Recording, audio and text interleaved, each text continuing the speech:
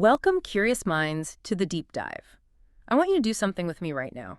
Look up, look around you. Whether you're gazing at the shimmering glass of a skyscraper, tucked into the comforting embrace of your home, or maybe even standing somewhere ancient, take a moment to truly see the structures that define our world.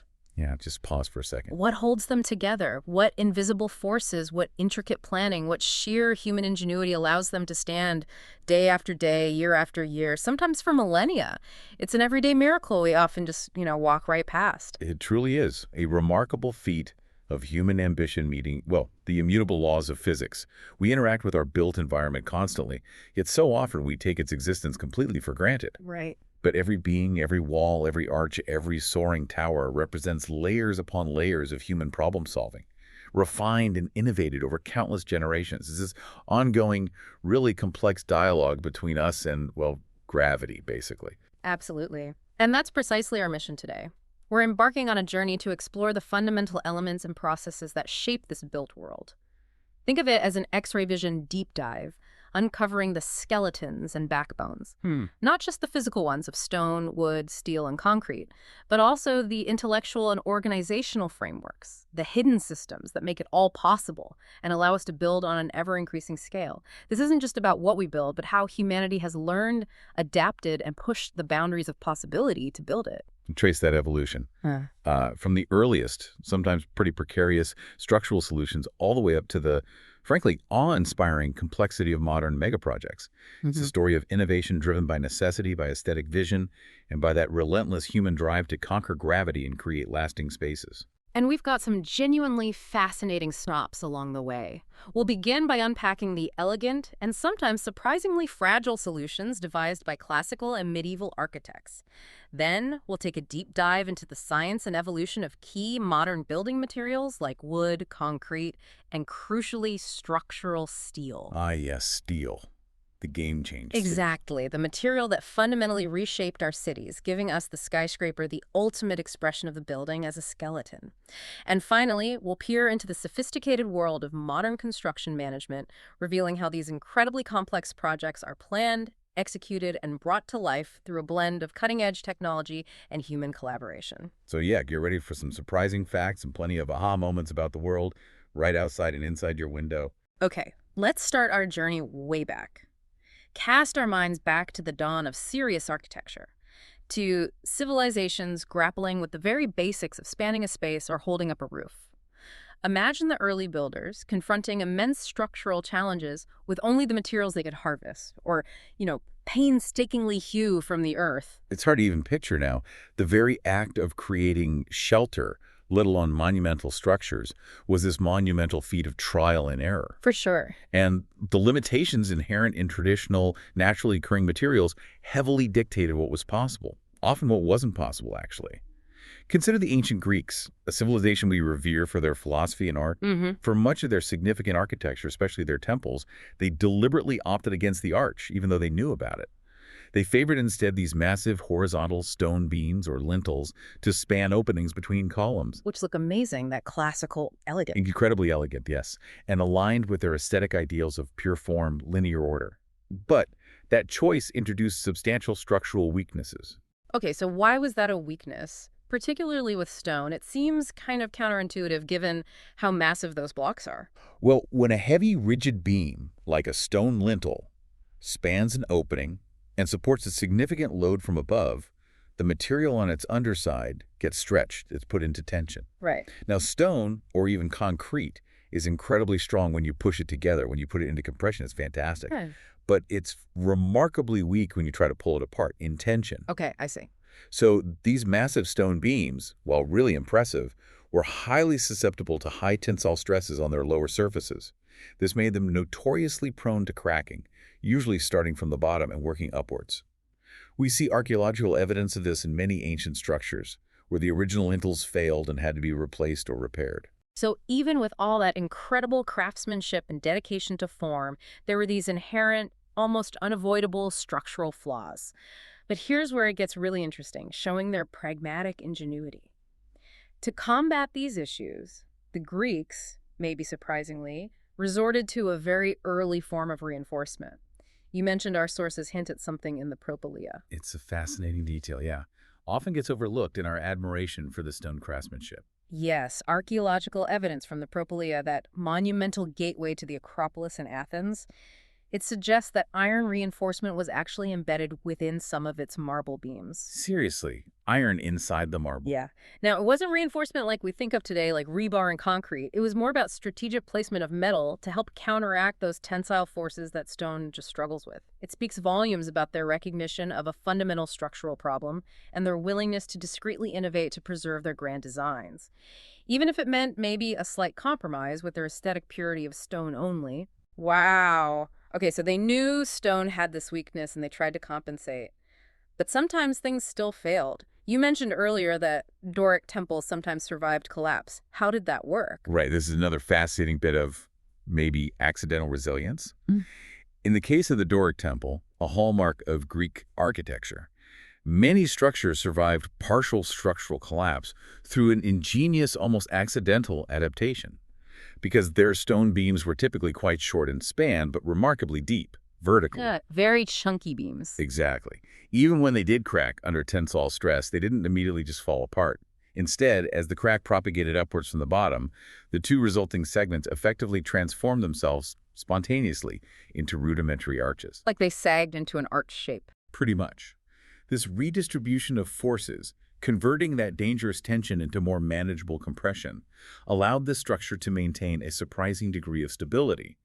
It showcased an inherent resilience within their design principles, even if it wasn't consciously intended in the initial design.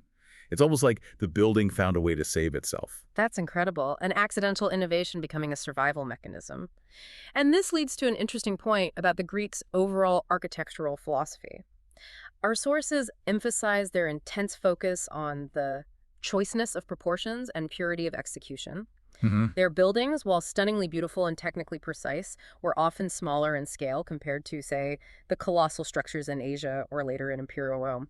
It wasn't about sheer size for them, was it? No, not primarily. It was about achieving perfect form and pushing the boundaries of what was possible within their quite rigid aesthetic ideals. And this philosophical approach to design is really crucial, isn't it? The theorist Viollet-le-Duc observed that true architects, even back then, didn't just slap on decoration. They developed a carcass or skeleton in their mind first. Exactly. A complete integrated understanding of the structure and the construction methods. And they allowed that understanding to dictate the external appearance. It was about letting the inherent function, the physics, the material capabilities inform the form, rather than being overwhelmed by historical styles or just adding decoration for decoration's sake. Structure informing aesthetics. That's the core idea, and it's a foundational principle that echoes through the ages and remains incredibly relevant today, especially when we think about expressing structure, honestly, like in modern steel buildings. Okay, let's unpack this monumental shift now to the Romans. If the Greeks were about elegant, smaller scale purity, the Romans were all about scale, empire, and sheer building power. And a huge part of that power, their ability to build so widely and so quickly, came from a game-changing material: concrete. Precisely. The Romans made truly significant and widespread use of concrete. Its properties were documented way back by Vitruvius in De Architectura, and of course concrete is still a staple today. What they developed, often called Roman concrete or opus caementitium, wasn't quite like our modern Portland cement concrete, though. How is it different? It was primarily made from a mixture of volcanic ash, specifically pozzolana, mixed with lime, water, and various aggregates like stone rubble or broken tiles. This particular blend gave it incredible hydraulic properties, meaning it could set and harden even underwater. That was revolutionary for building structures like harbors, bridge foundations, piers, aqueducts, anything involving water. Wow, okay. That's a massive distinction. So it wasn't just a strong material. It was a flexible and adaptable material that could be deployed almost anywhere, allowing for construction methods that, as our sources put it, any chance workman might employ at Cologne or Carthage indifferently. That phrase really paints a picture. It really does. It paints a picture of a cosmopolitan building spirit, doesn't it? It enabled a standardized approach to construction across their vast empire. Unlike intricately cut stone masonry, which required highly skilled craftsmen and depended on local stone quarries, concrete could be mixed and poured by relatively less skilled laborers using locally available aggregates. The key ingredient, the pozzolana, could be transported from specific volcanic regions. This universality and, frankly, ease of use fostered a widespread and rapid construction capability. It allowed them to build an infrastructure, network roads, aqueducts, bridges, monumental buildings, on a scale totally unprecedented in the ancient world. It literally laid the foundations for their imperial power. And speaking of Vitruvius, his detailed writings give us incredible insight, not just into materials, but their whole architectural thinking. He meticulously described everything, right? Temple proportions, columns, the spacing between columns, intercolumniations, roof structures. Yeah, he laid out a systematic and codified approach to architectural elements. It was both practical and aesthetically considered. His work was essentially the first comprehensive architectural treatise we have, capturing the practical knowledge and theoretical principles of his era. It wasn't just about throwing up buildings, it was a deeply codified, thought-out process. And understanding this reveals how the Romans, through this system and using concrete, could tackle truly large-scale infrastructure. We see it in aqueducts, the Pantheon, but also in later accounts, like Palladio documenting wooden bridges centuries later. Yes, Andrea Palladio, in the Renaissance, meticulously documented structures like a complex wooden bridge over the Brenta River. His descriptions highlight multi-span timber constructions, involving intricate arrangements of piles driven into the riverbed, sophisticated systems of cross-beams, trusses. It shows this early form of sophisticated large-scale structural thinking applied to infrastructure, focused on connecting regions, facilitating movement, commerce, a significant leap beyond earlier, more localized building. Okay, from Roman bridges, let's leap forward again to the soaring heights of the medieval period, where a whole new structural language emerged with Gothic architecture. These cathedrals, with their breathtaking scale and ethereal light, still take our breath away today. But they also represent an incredible story of structural innovation driven by an almost spiritual ambition. Gothic architecture wasn't merely an aesthetic movement. It was in many ways a profound intellectual and societal shift. It's been described powerfully as a protest against monastic influence, and the first most vigorous reaction of knowledge, examination, and inquiry into facts against tradition. A reaction against tradition. Interesting. Yeah, it marked a shift from the heavy, dark, earth-bound Romanesque churches to structures that embodied light, height, and spiritual uplift. Since the 17th century, people have admired the sheer verticality, the airy grace, and the unparalleled technical prowess required. They literally pushed stone and human understanding of physics to its absolute limits. And one of the serious problems these medieval builders faced was roofing those vast halls and churches. They were caught in a trade-off, weren't they? They were. A traditional, simpler trussed roof, while cheaper and faster to build, often required low-hanging collar beams for structural integrity. Okay. But these beams, architecturally speaking, spoilt the effect. They blocked views of the magnificent stained glass windows, made the ceiling feel lower, obstructed that soaring vertical feeling. So what did they do? Well, what's remarkable is that many continental builders chose the much more elaborate, incredibly expensive, and technically challenging route, complex, buttressed masonry vaulting, all to maintain that desired architectural grandeur and that open, uninterrupted interior space filled with light. And that's where the true genius, the structural secrets of Gothic architecture lie. It wasn't one single invention, right? It was a whole system working together. Exactly. A brilliant, interdependent symphony of innovations allowing stone to seemingly defy gravity. Take the flying buttress. These aren't just decorative arms propping up the building. No, they are precisely engineered elements. They capture the enormous outward thrust generated by those high, heavy stone vaults over the main aisle, the nave, and they channel that thrust diagonally downwards and outwards to stout masonry piers firmly planted on the ground.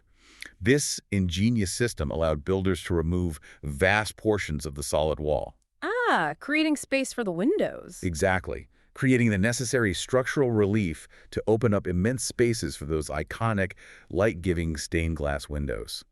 The buttress essentially takes the outward push that the vault creates and carries it away from the main wall. So the flying buttress was like a structural counterweight, redirecting forces. What else was part of this symphony? Another critical component was the pointed arch. Unlike the Roman semicircular arch, which creates a significant outward thrust sideways at its base. Right, it wants to spread out. Precisely. The pointed arch directs more of the weight downwards, towards the ground. This significantly reduces that outward thrust, making it easier to counteract with buttressing. And crucially, it allowed for much greater height and slenderness in the overall structure. It gave the builders more control over where the forces went. Okay, pointed arch, Flying buttress. What about the vault itself? Ah, the ribbed vault. This was key. Instead of a solid, heavy barrel vault like the Romans often used, the ribbed vault is a skeletal framework. Imagine stone ribs springing from the columns and intersecting high up at the crown. Like the bones of the ceiling. Exactly like bones. Yeah. These ribs act as the primary structural elements. They provide a framework that allows the infill panels between them, the webs, to be much thinner and lighter, often made of less robust, lighter stone, or even sometimes brick. This dramatically reduced the overall weight of the ceiling, further lessening the loads on the walls and foundations. So it's a whole system. Pointed arches reduce outward thrust, rigs create a light framework, flying buttresses carry the remaining thrust away, allowing thin walls and huge windows. You've got it. It was a holistic structural system, this incredible dance between forces that transformed heavy stone into apparent weightlessness. It allowed for previously unimaginable interior volumes and those vast expanses of colored glass. It's just astounding to think about the level of mathematical understanding and practical skill required to figure all that out and build it without computers or modern engineering tools. Which makes me wonder, how do they actually do it? This wasn't just grand visions, it required immense practical mastery. That's a key question. And fortunately, we have some clues, like the sketchbook of Villard de Honnecourt, a well-known 13th century architect, or master mason. A sketchbook, like his actual notes. Yes, his actual notes and drawings. It's a unique and invaluable document offering a direct window into this hands-on technical process. It's filled with practical notes, geometric constructions, drawings of structural elements, machines they used for lighting, even human figures. It reveals the detailed knowledge, the direct observation of structural principles, and the on-the-job innovation that characterized the medieval master builder. So it wasn't abstract science from an office. Not at all. Yeah. It was a deeply embedded craft, knowledge passed down and refined through practical application, often involving generations of skilled masons, carpenters, sculptors, all working in close collaboration on site. The drawings show not just finished designs, but the process of design, the geometry used to lay out arches and vaults, practical solutions for hoisting heavy stones high up. It's a testament to their applied scientific thinking, their mastery of craft. Hashtag tag tag 2. Modern materials, and their hidden lives. That journey from ancient stone to medieval vaulting really sets the stage for how much materials and our understanding of them shape what we build. But now let's fast forward to the modern era.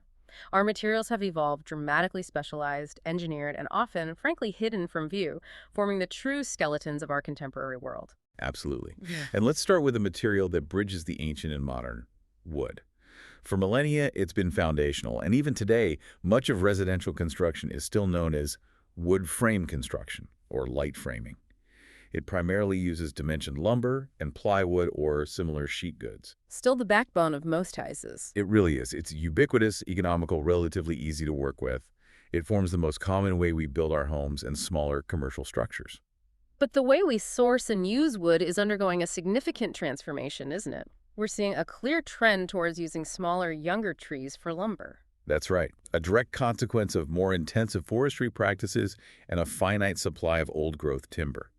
And alongside this, there's an increased reliance on engineered wood products, things like particle board, oriented strand board, OSB, glulam beams, various composites. Making more out of less, basically. Essentially, yes. This shift isn't just about efficiency. It reflects a very real change in resource availability and an imperative to utilize every part of the tree. It pushes us towards more innovative and often more standardized uses of this traditional material. We're literally making structural components out of what used to be considered waste, like wood chips and sawdust, bonded together with resins. And this detail about using smaller, younger trees, it actually has structural implications, doesn't it? Something about juvenile wood. Yes, that's a subtle but important point.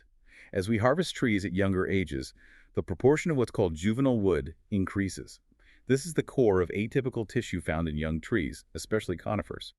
And the thing is, juvenile wood generally has lower density, reduced strength, and it can exhibit abnormal shrinkage and warp more than mature wood. So it behaves differently. It does. This means engineers must adapt designs, maybe use larger members, account for these variations, or rely more heavily on those engineered wood products, which have more predictable, uniform properties, to compensate.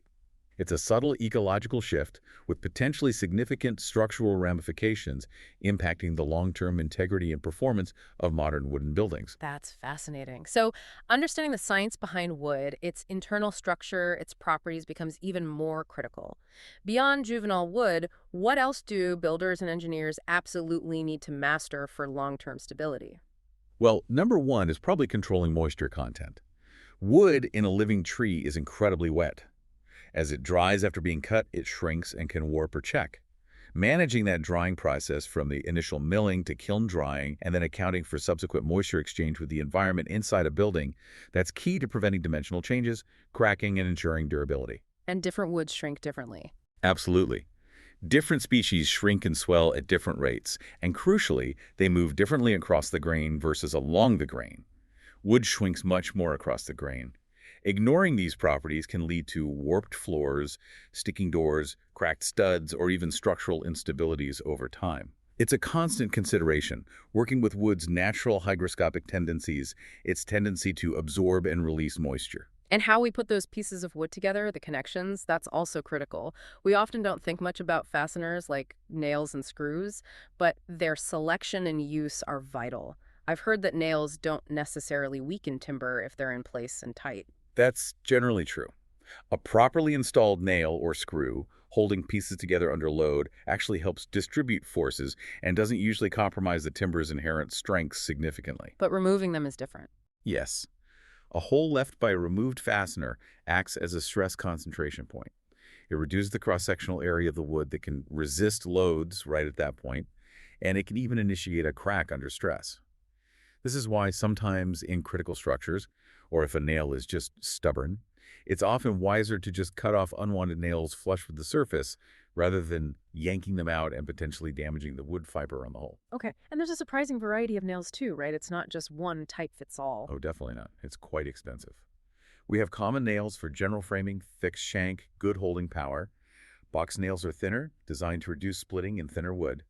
Casing and finish nails have small heads designed to be sunk below the surface and filled over for finish work. Then you have specialized ones like concrete nails for fastening wood to masonry, and roofing nails with those distinctive broad flat heads for holding down shingles or roofing felt. Each type is precisely engineered for a specific application, balancing holding power, ease of installation, splitting resistance, and aesthetic impact. Moving from wood, a material of organic variability, let's talk about the unsung yet ubiquitous hero of the modern built world. Concrete. It's everywhere. Foundations, sidewalks, bridges, buildings.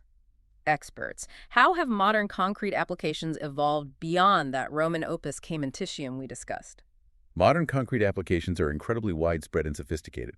Yes, we use it for fundamental structural elements like columns, walls, slabs, foundations, but it also enables complex systems requiring very specific engineered mix designs. We tailor mixes for particular strengths, workability requirements, durability in harsh environments, even color sometimes. So it's highly engineered now. Very much so. This includes specialized formwork to cast intricate shapes and crucially precisely placed steel reinforcement. Unlike most Roman concrete, modern concrete's strength, particularly its ability to handle tension, is fundamentally transformed by the strategic inclusion of steel rebar. That concrete-steel composite action is key. And that reinforcement is where the real strength comes in, especially for elements like beams that have to bend. We place tensile reinforcement, usually steel bars or rebar, near the bottom where the tension forces are greatest under normal loads. Correct, because the concrete itself is weak in tension there. But here's a detail that often gets overlooked. Resisting those diagonal cracking forces, especially near the ends of beams where they meet columns, we use stirrups. Ah, yes, stirrups. Crucial for shear strength. And the interesting thing is, while diagonal stirrups would theoretically be more efficient at resisting those diagonal tension cracks, we usually use vertical ones. Why is that? That's a perfect example of a practical construction trade-off. Let's break it down. When a concrete beam bends, the bottom stretches tension handled by the main bottom rebar. Near the ends, where the beam connects to a support, you also get intense shear forces trying to slice the beam diagonally. These forces create diagonal tension cracks. Which are bad news. Very bad news. They can lead to sudden failure. To counteract those forces, we add these smaller, usually U-shaped or rectangular steel bars called stirrups, placed vertically at intervals along the beam, especially near the supports. Now, engineering theory suggests a stirrup bent diagonally would be slightly more efficient because it aligns better with the direction of those diagonal tension stresses. Right. But the sheer practicality, speed, ease, and safety of fabricating and installing straight, vertical stirrups on a busy construction site usually wins out. It's much simpler to tie vertical hoops around the main bars. It's a classic example of balancing ideal physics with real-world constructability and cost-effectiveness while still providing more than ample strength to prevent shear failure. Safety is paramount, and vertical stirrups do the job very well. So it's about optimizing for the real world, not just theoretical perfection. Which raises the important question of quality control. Ensuring concrete performs as expected requires meticulous attention. What are some critical QC measures? Absolutely. Concrete performance depends heavily on strict quality control. Firstly, we rely on standard cylinder tests. Samples of the wet concrete mix delivered to the site are poured into cylindrical molds. These are cured under specific conditions and then crushed in a lab at set ages, usually 7 and 28 days, to verify that the concrete achieves its specified compressive strength. Making sure you got what you paid for, essentially. Exactly. It ensures the batch meets the design requirements. Beyond strength, we have to consider environmental factors. Freeze-thaw protection is critical in colder climates. Water getting into pores, freezing, expanding, thawing. It can severely degrade concrete over time if the mix isn't designed properly, often using air and training agents to create tiny bubbles for the ice to expand into. And finally, providing proper cover, that is, a minimum depth of concrete over the reinforcing steel is absolutely critical. This concrete cover protects the steel from corrosion caused by moisture and chemicals penetrating from the outside. It also provides essential fire protection. Steel weakens rapidly when heated in a fire, so that concrete cover acts as insulation, maintaining structural integrity for longer. These seemingly small details are vital for durability and safety. And this brings us to structural steel. If concrete is the versatile workhorse, steel is the material that truly created the skyscraper skeleton. It unshackled architects from the limitations of load-bearing masonry and allowed our cities to soar vertically. Expert, how did steel rise to this foundational role? The rise of structural steel as the skeleton of the modern city is a truly transformative story. It's a structural revolution. Before the late 19th century, iron, cast iron, and wrought iron was used in construction, but its properties were limited, and it was relatively expensive and sometimes brittle. The real game changer was the Bessemer process, invented in the 1850s, and other subsequent steel-making advancements like the open hearth process. What did Bessemer do? It allowed for the mass production of high-strength, relatively ductile, and, crucially, affordable steel. Suddenly, engineers and architects had a material that was incredibly strong in both tension and compression, much stronger and more reliable than iron, yet relatively light compared to stone or concrete for its strength. And importantly, it could be manufactured efficiently into standardized, predictable shapes like I-beams, channels, and columns. So it wasn't just having steel, it was having affordable steel in quantity and consistent quality that changed everything. And this led directly to a new way of thinking about building design, particularly with the architects and engineers of what became known as the Chicago School in the late 1880s and 90s. What was their crucial realization? Their realization was profound and, in hindsight, seems almost simple. If you build a strong enough internal metal frame, first iron, then rapidly steel that frame alone could carry the building's entire weight, all the floors, the roof, the occupants, everything. The whole load. The whole load. This meant the exterior walls, which had historically been massive, heavy, load-bearing masonry, could now become mere weatherproof curtains. They no longer needed to support the floors above, they just had to keep out the wind and rain and look good. They became a non-structural skin hanging off the frame. The curtain wall concept. Exactly. This innovation dramatically reduced the overall weight of buildings, which meant foundations could be less massive. It allowed for much taller structures than were practical with masonry. And crucially, it enabled the use of large, expansive glass windows, flooding interiors with natural light. Think about it. Before, every story added to a masonry building meant thicker, heavier walls at the base to bear the increasing load, which also limited window sizes. Right, you'd have these tiny windows at the bottom of really tall old buildings. Precisely. With steel, the frame carried the load, distributed down through the columns, so the walls could be thin and light all the way up, allowing for those huge Chicago-style windows. That's a fundamental shift, a paradigm shift in how we conceive of a building. Not a stack of heavy boxes, but a framework supporting a skin. And our sources mention the practical implications. It wasn't just about height, it changed the economics of cities. Absolutely. The ability to build much taller on a relatively small urban footprint created unprecedented density and opportunities for commercial development. It transformed city centers, drove land values sky high. The economics of downtown real estate were forever changed. The construction process itself also underwent a radical transformation. How so? The slow, heavy, often laborious work of masons laying stone or brick course by course gave way to the faster, lighter assembly process of ironworkers.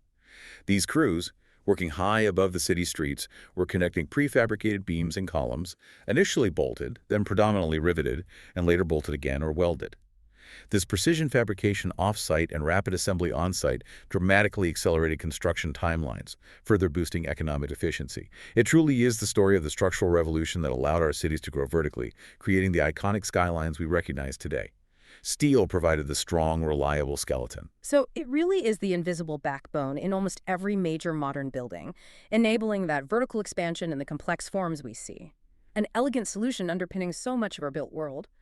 But buildings aren't just skeletons, are they? They need skin, protection, internal systems. And for skyscrapers in particular, this steel frame innovation needed some essential companion technologies to really work. Precisely. The steel frame was the critical enabler, the skeleton, but it wasn't enough on its own. Two essential companion technologies were absolutely necessary to make tall buildings practical and safe. First, fireproofing. Ah, yes. Steel might not burn, but it loses strength when hot. Exactly. Exposed steel loses significant strength very rapidly when heated in a building fire, potentially leading to catastrophic collapse.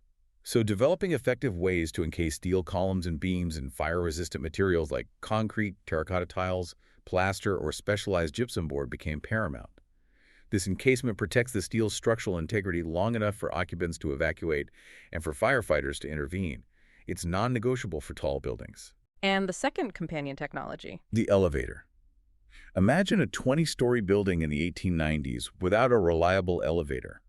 The practicality, not to mention the commercial viability, of tall buildings depended entirely on the invention and refinement of safe, reliable, and eventually fast electric elevators by people like Elisha Otis and others. Elevators transformed these towering steel skeletons from impractical novelties into functional, desirable commercial and residential spaces. They made height accessible. Steel frame, fireproofing, elevator, the trifecta for the skyscraper. So it's clear that the skin of a building, like those curtain walls hanging off the steel frame, has to do much more than just look good. You mentioned clever features like continuous fire stops built right in between the wall and the floor slabs. What other kinds of specialized wall systems and elements are crucial today? Right, and that focus on fire protection within the skin really highlights how pervasive fire safety is in modern construction. Beyond the primary structure, the wall systems themselves are incredibly varied and engineered for multiple jobs. We still use traditional masonry walls, both unreinforced in some cases and reinforced with steel in others, offering great durability and thermal mass. But also lighter systems? Yes, very common are brick veneer systems. Here, a non-load-bearing brick skin is built outside the structural wall, maybe wood or steel studs, separated by an airspace and often rigid insulation board. This cavity wall approach is great for thermal performance and managing moisture. And of course, various plaster and drywall systems are used for interior finishes, each chosen for specific acoustic, fire resistance, moisture resistance, or aesthetic properties, usually applied over metal or wood stud framing. And then there are those iconic glass and steel facades on so many modern high-rises. The curtain walls, they're common because they allow those massive windows the steel frame made possible. What are some other clever features built into these non-load-bearing skins? Curtain walls are fascinating systems, precisely engineered to be a lightweight, non-load-bearing protective skin, effectively hanging off the main structural frame like a curtain. They incorporate some really vital features. You mentioned continuous fire stops installed horizontally between the edge of the floor slab and the back of the curtain wall at each level. These are crucial fire safety elements, usually made of mineral wool or other fire-resistant material, designed to prevent fire and smoke from racing vertically between floors through that narrow gap. Ah, sealing the gap. Exactly. You also have thermal breaks built into the metal framing members themselves, usually aluminum or steel. A thermal break is a strip of non-conductive material, like plastic or rubber, inserted into the frame profile to interrupt the path of heat flow. It prevents heat or cold from easily transferring from the exterior face of the frame to the interior face, dramatically improving energy efficiency and reducing condensation risks. Smart. And water. Absolutely critical. Curtain walls include weep holes. These are small openings, often hidden at the bottom of horizontal framing elements or at the base of sealed glass units. They allow any water that might penetrate the exterior seals, maybe from wind-driven rain or condensation forming within the wall system, to drain harmlessly outwards, preventing water from getting trapped and causing damage or mold growth inside the wall or building. And installing all that glass high up. For high-rise applications, interior glazing is often preferred. This means the glass units are installed into the frames from inside the building rather than from exterior scaffolding or swing stages. It's significantly more convenient, safer for the workers, faster, and usually more economical, especially for replacement later on. It's clear building integrity is about much more than just the skeleton. And you mentioned fire stops, but how integral has a more comprehensive fire safety system become? It seems like it's not just an add-on anymore. You're absolutely right. It's fundamental. Fire extinguishing systems, automatic sprinklers being the most common, plus standpipes providing water connections for firefighters inside the building, and sophisticated fire detection and alarm systems, they are now an integral part of most new buildings, especially larger, taller, or assembly-type buildings. And they do more than just put out fires. They do. These systems are designed to detect fires early, alert occupants, and either contain or extinguish the blaze, providing critical time for evacuation and minimizing property damage. In fact, these active systems often enable crucial trade-offs within building codes. For example, installing a comprehensive sprinkler system might allow architects to design a building with additional height or a larger floor area per fire compartment than would otherwise be permitted. The reasoning is that the sprinklers significantly mitigate the overall fire risk. So safety systems enable design flexibility. Correct. Beyond active systems like sprinklers, building codes also mandate specific fire resistance ratings for passive elements, like walls, floors, doors, windows, and even penetrations for ducts or pipes. These ratings are measured in hours, like a 1-hour or 2-hour rating, indicating how long that component can withstand a standard fire test without failing structurally or allowing fire or excessive heat to pass through. And even traditional materials like wood can be pressure treated with fire-retardant chemicals to significantly improve their performance in a fire, reducing flame spread and smoke development. And it's not just about fire safety. Modern buildings are also designed with a complex array of accessibility standards in mind. These are codified now, right? Yes, absolutely. Accessibility standards are a critical layer of modern building design, ensuring that structures are usable by everyone, regardless of physical ability. Building codes now mandate things like accessible entrances, ramps where needed, specific maneuvering clearances in restrooms, accessible pathways throughout the building. Specific clearances, too. Yes, like minimum vertical clearances, for instance, a continuous clear head height of at least 80 inches, or 6'8", along all accessible routes. And where there might be a reduced clearance, say under an unenclosed staircase, codes require specific barriers or cane-detectable warnings, usually projecting down to no more than 27 inches above the floor to protect visually impaired persons from accidentally walking into low-hanging obstructions. It's about safety and inclusivity. Exactly. And these rules get very specific. For instance, an interesting one is that elevators are generally not permitted to open directly into exit passageways or corridors that are part of a required means of egress. This prevents an elevator door opening outwards from potentially obstructing people trying to escape during an emergency. It highlights the intricate safety considerations that permeate every aspect of modern building codes, constantly balancing access, convenience, and life safety. So we've talked about the evolution of physical structures, the skeletons and the materials and skins that make them work. But creating these incredibly complex, multi-layered environments requires far more than just strong bones and smart skins. It demands truly incredible organization, a whole science almost, of orchestrating thousands of tasks, materials, people. This is where construction project management comes in. Absolutely. It's a sophisticated discipline in itself. And at its core, a project, by definition, is a temporary endeavor undertaken to create a unique product, service, or result.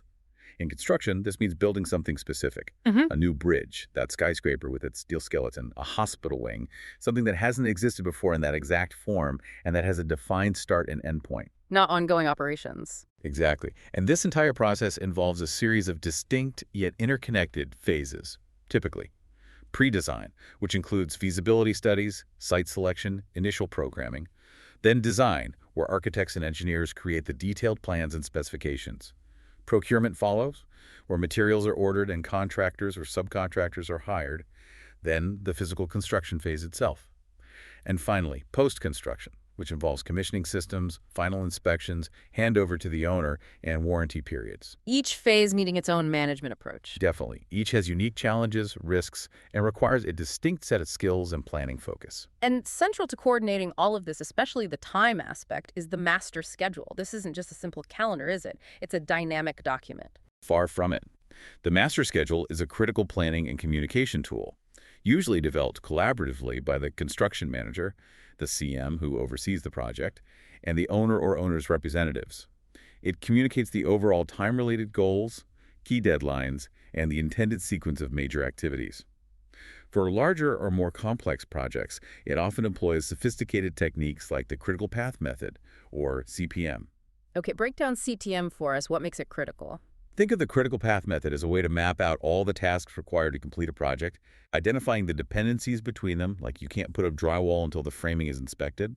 CPM then calculates the longest sequence of these dependent tasks from start to finish. That longest sequence is the critical path. Why is it critical? Because any delay to any task on that specific path will directly delay the entire project's completion date. Tasks not on the critical path usually have some float or slack. They can be delayed a bit without impacting the final deadline. So CPM tells managers exactly which activities they absolutely must keep on schedule. It helps prioritize resources and focus attention where it's most needed to avoid overall delays. So it's the project's time backbone, and this master schedule gets broken down further. Yes, typically into milestone schedules. These highlight key events or deliverables. They aren't just arbitrary dates, but critical checkpoints like achieving 30%, 60%, or 90% design completion, holding crucial constructability reviews where builders check the design for practicality, or having specific bid packages ready to go out to subcontractors. These milestones provide regular pulse checks for the whole team and allow progress to be tracked against agreed-upon goals. And since construction is rarely perfectly predictable, there's a more adaptive approach called rolling wave planning. What exactly does that entail? Sounds practical. It's very practical. Rolling wave planning is an iterative planning method that acknowledges the inherent uncertainties in complex projects. Instead of trying to plan every single tiny detail for the entire project duration from day one, which is often impossible and inefficient because things will change. Right. It works like this. The immediate near-term work, maybe the next few weeks or couple of months, is planned in great detail. What needs to happen, who does it, what materials are needed, specific sequences. But future work, further down the timeline, is kept at a higher level, broader activities, less specific detail. Like waves rolling towards the shore. Exactly. As the project progresses and the wave detail planning moves forward, more information becomes available about upcoming work. So that future work is then progressively elaborated and planned in more detail as its start date gets closer. This allows teams to adapt more easily as unforeseen challenges or opportunities pop up, without getting bogged down in refining details for work far in the future that might end up changing anyway. It balances direction with flexibility. That iterative approach seems particularly well supported by a major technological leap that's transformed design and construction, building information modeling, or BIM. Expert, how does BIM fundamentally differ from the traditional 2D CAD drawings we used to see? Why is it a superior design environment? BIM is truly a paradigm shift. Yeah. Traditional 2D CAD, computer-aided design, essentially creates digital versions of paper drawings, lines, arcs, text representing building elements. BIM, on the other hand, builds a comprehensive, intelligent 3D model of the building. It captures not just the geometry, the lines and shapes, but also rich information or data about every component. Like what kind of information? Its material properties, its manufacturer, its cost, its installation requirements, fire rating, even its thermal performance or maintenance schedule. It's a superior design environment because it captures the design intent parametrically. Parametrically, meaning? Right. Meaning the elements in the model aren't just dumb lines. They're intelligent objects with relationships. If you change the height of a wall in a BIM model, the associated doors and windows might adjust automatically, the quantity of studs or drywall updates in the schedule, and the change is reflected in all related drawings and views instantly. This interconnectedness significantly reduces coordination errors between different design disciplines, architecture, structural, mechanical, electrical, plumbing, MEP, because everyone is essentially working from or contributing to a single integrated data source. It's a holistic digital representation of the project. Okay, and here's where it gets really interesting. One of BIM's most powerful capabilities, enabling virtual construction. How does this digital practice session translate into real benefits on site? Virtual construction is arguably BIM's primary contribution to improving project delivery. It means that construction managers, superintendents, foremen, even trade crews can literally practice putting the pieces together in a highly detailed digital environment before they ever commit actual labor, materials, and expensive equipment out on the physical site. Like a flight simulator for building. That's a great analogy. They can simulate complex sequences, like erecting that steel skeleton we talked about. They can identify potential physical clashes between systems like ductwork hitting a beam. They can explore different installation methods, sequence trades more effectively, make changes to components or assemblies virtually, and refine construction procedures all in advance. This allows different trades to coordinate their work in the digital model long before they potentially bump into each other on site. And the benefits are? Enormous. Significant reductions in costly rework caused by discovering clashes late. Improved safety by identifying and mitigating potential hazards beforehand. Often faster construction schedules because sequences are optimized and problems are solved proactively. And better cost control because issues are identified and resolved in the digital realm where changes are relatively inexpensive rather than in the field where fixing problems is incredibly costly and time-consuming.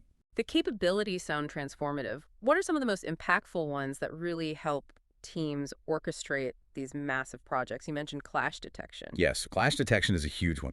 Because the BIM model represents true 3D spatial geometry and contains linked information from all disciplines, specialized software can automatically search the combined model for intercepting volumes, physical interferences. It flags up exactly where, say, a large HVAC duct is trying to occupy the same space as a main structural girder, or where plumbing pipes clash with electrical conduits. Finding problems before they happen. Precisely. I remember reading about the Yas Island project in Abu Dhabi, a massive entertainment complex. They actually use BIM to model the physical three-dimensional space that welding crews would need to occupy to perform certain tasks, represented as virtual cylinders. Then they ran clash detection on these crew space cylinders to identify potential collision risk between different teams working in close proximity, allowing them to resequence work or adjust access plans to prevent accidents before anyone even stepped on site. That's proactive safety planning at an entirely new level. That's incredible. Not just physical clashes, but operational ones. And BIM goes beyond just 3D geometry, doesn't it, into 4D and 5D? Yes, it adds the critical dimensions of time, 4D, and cost, 5D. 4D schedules dynamically link the project's critical path methods, CPM schedule activities, directly to the 3D objects within the BIM model. So you can see the schedule visually. Exactly. You could literally watch a time-lapsed animation of the building being constructed virtually, week by week or month by month, according to the plan. This provides a graphically rich and animated representation of the planned construction sequence set against time. It's an incredibly powerful tool for visualizing the construction flow, optimizing phasing, coordinating complex activities like crane movements or material deliveries, identifying potential bottlenecks or site access issues, and communicating the plan effectively to everyone involved, from stakeholders to the crews on the ground. And 5D adds the money. Correct. 5D cost management takes BIM even further by attributing resources, labor rates, and material costs to every single element in the model. As the design evolves, the BIM model can automatically generate accurate parametric quantity takeoffs. Meaning it counts everything. Pretty much automatically counts or measures everything: cubic yards of concrete, tons of steel, linear feet of pipe, square feet of drywall. This allows estimators to spend less time on tedious manual counting from 2D drawings and more time analyzing cost scenarios, evaluating value engineering options, finding less expensive ways to achieve the same function, and generating more precise, real-time financial plans and budget forecasts. It provides a dynamic link between design decisions and their cost implications. And it doesn't stop at the virtual. BIM also profoundly supports the growing trend of off-site fabrication, doesn't it? Building components in a factory instead of on-site. Yes, off-site fabrication or prefabrication or modular construction is gaining immense traction, and BIM is its crucial enabler.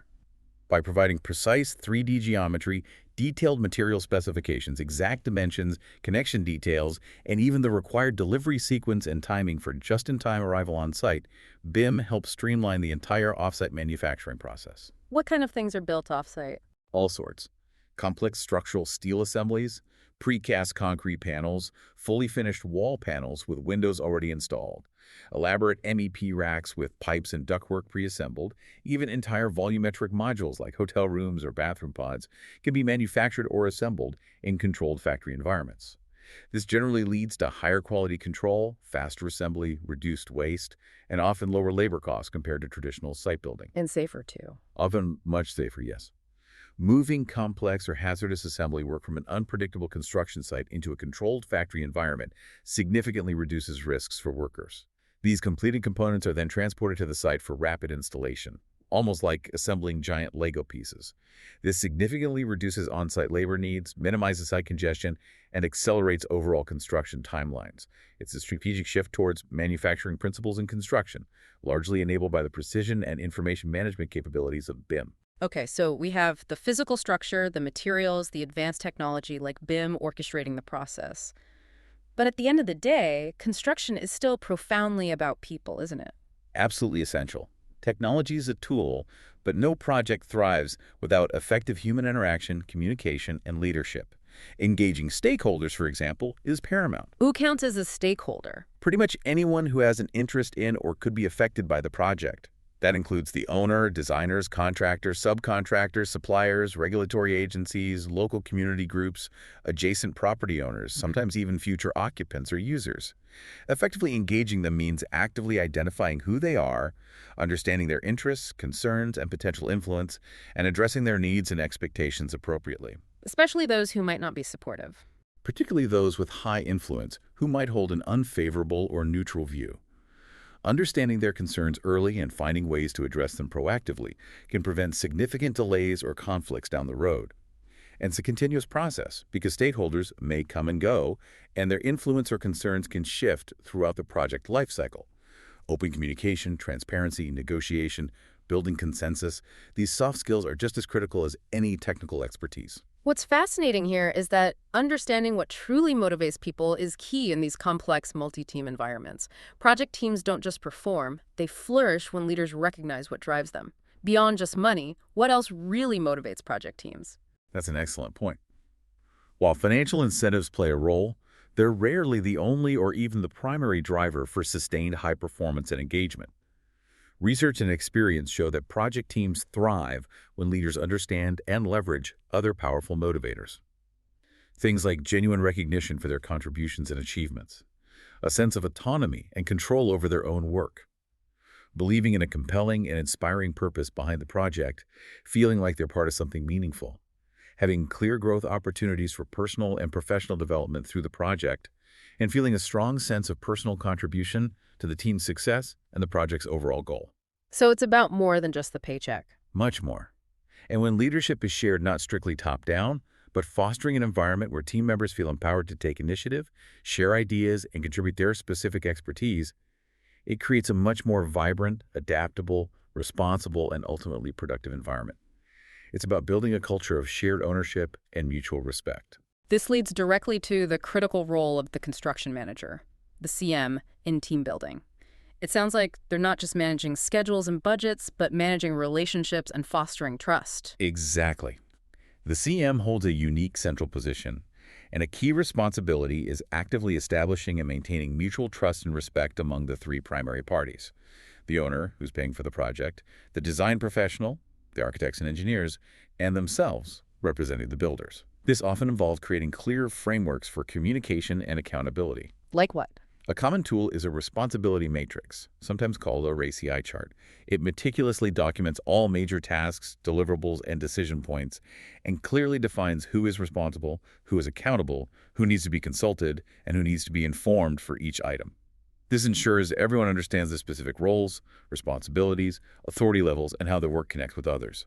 It minimizes misunderstandings, prevents things falling through the cracks, and fosters a truly collaborative environment built on transparency and accountability. That's foundational for trust. Okay, let's unpack this last crucial element. Navigating the inherent risks of construction and ensuring the quality of the final product. Every construction plan, no matter how detailed, is based on estimates and assumptions, right? There's always uncertainty. How do managers systematically approach this? You've hit on a fundamental truth. All construction project plans are based on estimates that contain uncertainty. Risk management isn't an optional add-on. It's a core function that needs to begin in the earliest phases of project development, even before detailed design starts. It's a continuous, systematic process. What are the steps? Generally, it involves several key steps, repeated throughout the project. First, identifying potential risks, brainstorming what could possibly go wrong. Weather delays, material shortages, design errors, safety incidents, unexpected site conditions, subcontractor failure. The list is long. Second, assessing those identified risks, evaluating their likelihood of occurring and their potential impact on the project's cost, schedule, or quality if they do occur. This helps prioritize which risks need the most attention. Then figuring out what to do about them. Exactly. Third is developing mitigation strategies, actions to take beforehand to reduce the probability or impact of the key risks. This might involve things like choosing more reliable subcontractors, buying materials early, building fluid into the schedule, or redesigning a problematic detail, and also developing contingency plans, deciding what the team will do if a specific risk actually materializes, having a plan B ready. Finally, risk management involves continuous communication, monitoring, and tracking of risks and the effectiveness of the mitigation plans throughout the project lifecycle. It's about being proactive and responsive, not just reactive when things go wrong. And hand in hand with managing risk is ensuring quality. Quality management isn't just about inspections at the very end, is it? It sounds like it starts much earlier. Absolutely. Effective quality management in construction begins by clearly identifying and defining the specific quality requirements and standards in meticulous detail right from the project's inception. These are usually embedded within the contract documents, drawings, and technical specifications. Getting those requirements right up front is crucial. Then what happens during construction? During the construction phase itself, key quality initiatives include conducting pre-construction conferences for major scopes of work. Here, all the relevant parties, the owner's rep, design team, general contractor, key subcontractors, maybe major suppliers, meet before work starts to review the overall approach, discuss specific installation procedures, clarify expectations, coordinate interfaces between trades, review site-specific safety protocols, and agree on the quality control procedures, inspection points, and testing requirements for that critical element. This upfront alignment is invaluable. And then ongoing checks. Yes, followed by ongoing inspection and testing throughout the construction process. This can range from visual inspections of workmanship to verifying rebar placement before concrete is poured, to testing concrete strength, checking compaction of soil, pressure testing pipes, ensuring insulation is installed correctly, whatever is required by the specs. And crucially, meticulous record keeping is essential. Documenting every inspection, test result, material certification, and sign-off verifies compliance with the contract documents and provides a comprehensive quality audit trail for the entire project. This all ties into a broader concept of productivity. Our sources offer an interesting definition. Productivity is the act of bringing a company closer to its goal, and it's meaningless unless you know what your goal is. How does this perspective change how we think about just being busy versus being productive in construction? It's a very insightful definition, often associated with the theory of constraints. It moves beyond simply measuring how fast individual tasks are done or how many hours people work. It suggests that true productivity isn't about improving one measurement in isolation, like maximizing the output of one specific trade, if it just creates inventory waiting for the next step. Instead, the ultimate goal is usually something like reduce operational expense and reduce inventory, like stored materials or work in progress, while simultaneously increasing throughput. Throughput being? Throughput is the rate at which the entire system generates its desired output and generates revenue, or value, in our case, delivering completed, high-quality, accepted sections of the building, ultimately leading to project completion and handover. So it's a holistic view. You want to minimize costs and waste, operational expense, inventory, but critically, you want to maximize the speed at which you deliver the final, valuable product without compromising safety or quality. So what does this holistic view of productivity mean for quality control, especially concerning those inevitable bottlenecks in any complex construction process, or where things tend to slow down or back up? That's where the concept of bottlenecks becomes absolutely critical. A bottleneck is any resource or step in the process whose capacity is less than the demand placed upon it. It's the point that limits the overall rate of production or throughput for the entire project. If a bottleneck exists, maybe it's crane availability or a specific inspection step or a highly skilled trade, then any issues, defects, or delays that occur before that bottleneck become massively amplified and can have a devastating impact on the entire project's schedule and cost. Because time lost at the bottleneck is lost forever for the whole project. Exactly. Time lost at the bottleneck is time lost for the entire system. You can't make it up elsewhere. Therefore, a core principle for maintaining productivity and quality viewed through this lens is to weed out the ones that are defective before they ever reach that bottleneck resource. Quality control shouldn't just happen at the bottleneck or after it. It needs to happen upstream. Can you give an example? Sure. Imagine a bottleneck is the installation crew for prefabricated facade panels on our skyscraper. If a panel arrives at the site with a defect, maybe the glazing is cracked or the frame is bent, and that defect is only discovered after it's been lifted by the crane, another potential bottleneck, and the crew tries to install it, you've wasted valuable bottleneck time, crane time, crew time. You've not only lost the cost of the defective panel, but you've lost irretrievable throughput for the whole project. However, if rigorous quality checks happen at the factory before shipping, or immediately upon arrival before being staged for lifting, you catch the defect early. You've still locked the panel, but you haven't wasted precious bottleneck capacity. It's about shifting quality checks and prevention upstream to protect the overall flow and deliver the project efficiently. And that's our deep dive for today. We've journeyed from the cracked architraves of Greek temples, where iron reinforcement was a hidden secret, all the way to the ingenious flying buttresses and skeletal ribbed vaults of medieval cathedrals. Then we rocketed into the modern age, with the revolutionary steel frameworks enabling skyscrapers and the sophisticated virtual construction environments of BIM helping orchestrate it all. Yeah, we've seen how every beam, every wall, every connection, and every meticulously planned activity is part of this larger evolving story of human ingenuity, problem-solving, material science, and intense collaboration across millennia. It's a powerful reminder, isn't it, that beneath the gleaming glass surfaces or behind the humble brick facades we encounter every single day, there's this incredibly complex world of engineering principles, material science, and meticulous project management constantly at play. Definitely. The skeleton of any structure isn't just the steel or the concrete or the wood. It's also the intellectual and organizational frameworks, the plans, the calculations, the codes, the processes, the risk management, the human coordination that support its creation and ensure its longevity.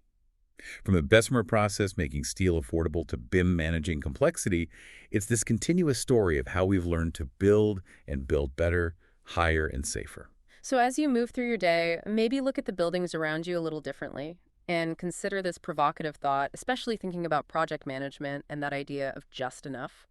How much unseen effort, how much careful planning and coordination goes into achieving the desired outcome of the buildings you inhabit and interact with every day. What balance of elegant design, practical solutions, necessary redundancy, and meticulous planning, often guided by that principle of using just enough process, just enough documentation, just enough oversight to get the job done right without unnecessary bureaucracy, allows these structures to stand, endure, and serve their purpose. What invisible constraints, codes, budgets, site conditions, available technology, and what careful tailoring have shaped the spaces around you? And how might understanding even a fraction of that hidden complexity change the way you perceive the built world? It's a world built not just with bricks and mortar, steel and glass, but with profound thought, incredible, often unseen effort, and that constant human drive to innovate and build what comes next.